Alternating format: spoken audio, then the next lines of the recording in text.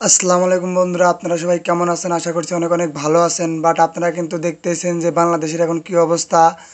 But wifi কিংবা কোনো নেটওয়ার্কই কিন্তু নাই। কিন্তু আপনারা তো বুঝতে পারতেছেন যে এখন কি মানে চলতেছে। সবাই কিন্তু মানে কোটা আন্দোলন নিয়ে ব্যস্ত। তো যাই হোক, যার কারণে কিন্তু আমরা ভিডিও আপলোড দিতে পারতেছি না। কারণ আপনারা তো বুঝতেছেন যে বাংলাদেশে হয়তো কোনো জায়গাতে নেট নাই, ওয়াইফাইয়ের নেটওয়ার্ক বলেন আর মোবাইলের নেটওয়ার্ক বলেন, কোনো কিছুই নাই। তো আশা করা যায় কালকে বিকাল 4টায় দেওয়ার কথা, তো কালকে বিকাল 4টায় দিতে পারে। তো অনেকভাবেই চেষ্টা করা হচ্ছে যে নেটওয়ার্কের কাজ চলতেছে কিংবা তারা কাজ করতেছে ওয়াইফাইয়ের যে নেটওয়ার্ক দেবে, কিন্তু কোনো ক্রমেই তারা নেটওয়ার্কে ছাড়তে পারতেছে না। কারণ হয়তো অনেক সমস্যা কিংবা অনেকজনই না করতেছে।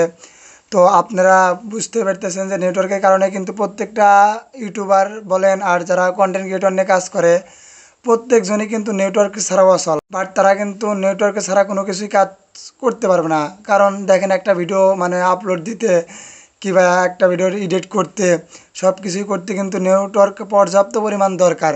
তো আসলেই আমরা যারা যারা মানে নেটওয়ার্ক নিয়ে কাজ করি কিংবা কিংবা এডিটিংয়ের কাজ করি কিংবা ইউটিউবের কাজ করে থাকি, তাদের কিন্তু পর্যাপ্ত পরিমাণ দরকার নেটওয়ার্ক। আর আপনারা কিন্তু জানেন বর্তমান যুগের কোটা আন্দোলন চলতেছে।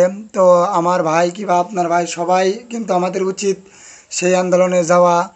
তো দেখতে পারতেছেন যে এখন কি অবস্থা বাংলাদেশের। বাংলাদেশ কিন্তু আর বাংলাদেশ নাই।